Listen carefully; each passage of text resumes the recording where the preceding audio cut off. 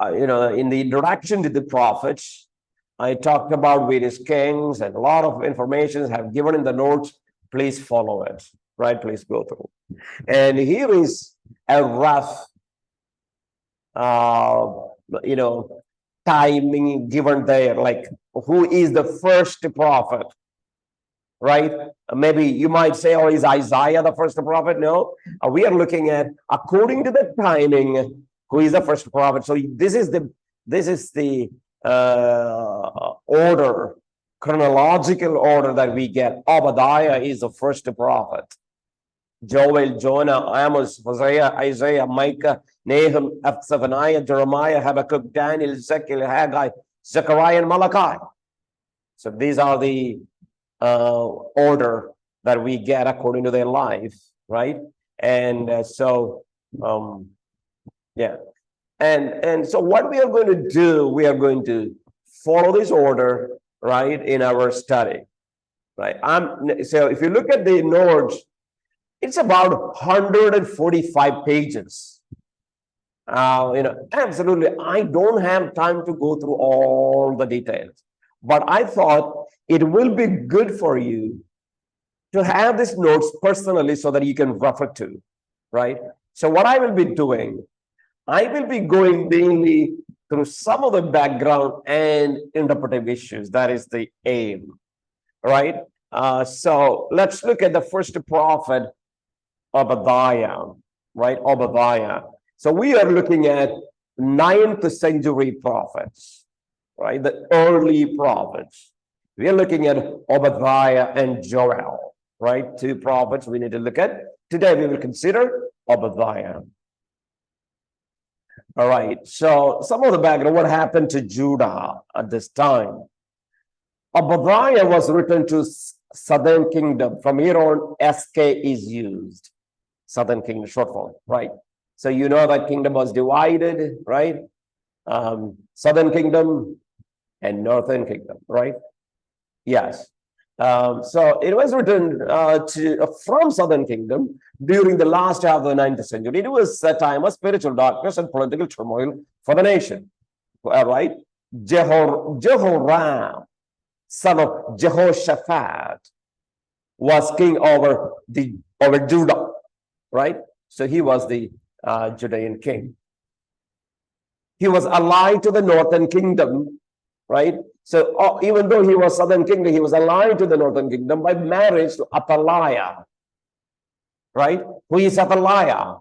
Athaliah was a daughter of Ahab. Ahab and Jezebel. Remember Elijah's time, right? So his daughter Athaliah given to Jehoram to secure his throne. What he did, Jehoram, what he did, he had all of his brothers slain under the influence of Athaliah. He followed religious syncretism of the kings of Israel. So, yeah, he was a bad king. Because Jehoram, a rebellion, God began to enact covenant curses against Judah.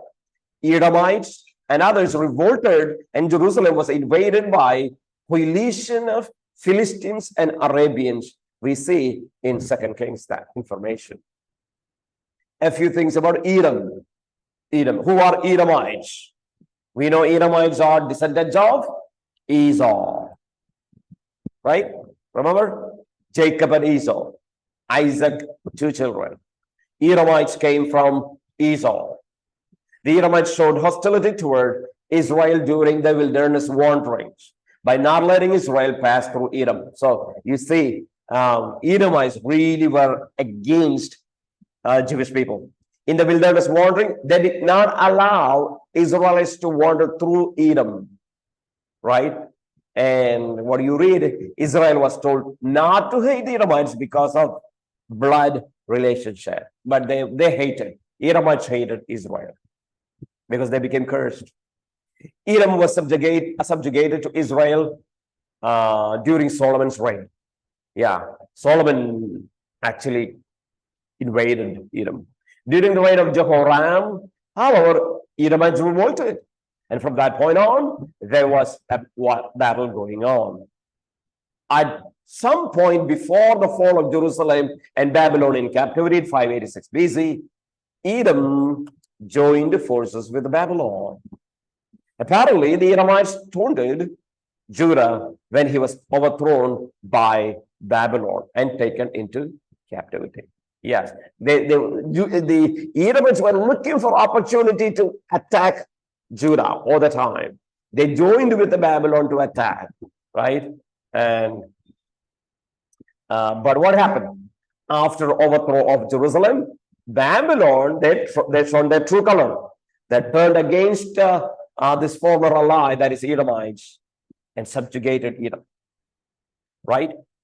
Then Edom is displaced by Nabateans in 312 BC and forced to flee into southern Judea or Idumea, right? So now what happened? They were forced to flee to southern Judea because of the Nabateans. The Idumeans joined forces with Israel to revolt against Rome in AD 70. That is also part of Israel's history. As with Israel, they are destroyed and seized as a nation. Edomites don't exist as a nation at all by the end. Now, God raises up Obadiah to pronounce judgment against Edom because of Edom's hostility towards God's chosen people. So the question is, why Obadiah? Obadiah is to speak against Edom. God's judgment against Edom became an illustration of God's future judgment against all nations in the day of the Lord. Right? In the future, there's a judgment is coming. This is an illustration of God's judgment for the future. So you have DOL, day of the Lord is, right? DOL is a short form for day of the Lord. Please note that. So why Obadiah prophesied, right? So you have the history here. Date out, you can look at the date. I'm not going to argue, I don't have time to argue all those things, right? And it is, if you want to look at, you can look at why we believe that, it was, Obadiah is the first prophet, canonical prophet who prophesied, right? And what is the meaning of Obadiah? Means servant of the Lord. Obadiah, Obadiah, right? Servant of the Lord. Right, there are 12 other references to this name, and none of which has been successfully linked with this prophecy. From the prophet itself, it appears that Obadiah was a prophet of the southern kingdom. His ministry overlapped that of Joel in the south and of Elijah and Elisha in the north. So he almost prophesied during the time of Elijah and Elisha. Right, that's what he knows. So outline is given there for you to look at. What I want to look at is interpretive issues, right? That's what I wanted to focus. Interpretive issues. So every prophetical books, except the last one, I want you to look at by yourself, the last Malachi. But all of them I have given here. And my main focus will be these interpretive issues in the prophetical books, right? That's what I'm going to focus. So first one, near versus far fulfillment, right? When Obadiah prophesied, all right, his prophecy fulfilled immediately during that time, or a far fulfillment during eschatology, during the end time, is it going to be fulfilled? That is a question. Near fulfillment versus far fulfillment in the prophetical books. This is going to come again and again. The question that must be addressed with each of the prophets concerns the issue of fulfillment. Which prophecies have near, that is historical fulfillment, that is at the time of the prophet, did it fulfill? Yes. What are the things that are fulfilled? And what are the things that are not yet fulfilled in the time of prophet? Those are far or eschatological fulfillment. Right. So how many chapters are there in Obadiah? Anyone? Anyone? How many chapters are there in Obadiah? Anybody knows? All right. No problem. And one, yes, just one chapter, right? One chapter. So, first 14 verses are historical in their fulfillment. Yeah.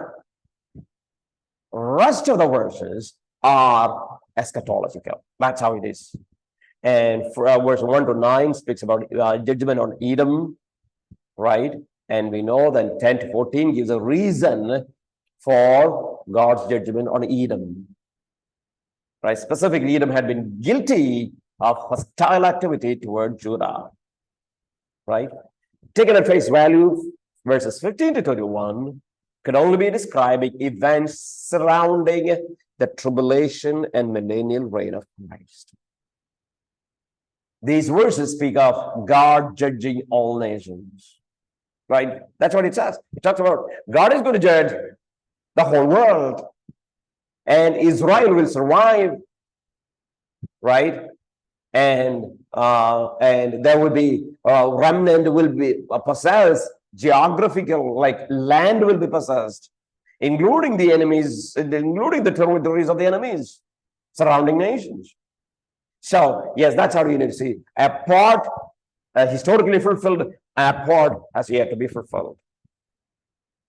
Second is DOL in Obadiah. The first prophet introduced the idea of the day of the Lord, DOL. Now the question is, what does that mean? Day of the Lord means, right? What is, okay, so I have three questions here. What is the content of the day of the Lord? How many such days are there, or are there only one? When the eschatological DOL begin and when does it end? Does it beginning coincide with the start of the tribulation period or some other time? So what I'm going to do, yes, because this is going to come again and again, we are going to spend a good amount of time we need to discuss this one. We will talk that in Zephaniah. We are going to explain. All right? Okay, that is an important one. We should know. If you read our prophecy, you should know DOL, Day of the Lord. Right? So we'll study that in the next class.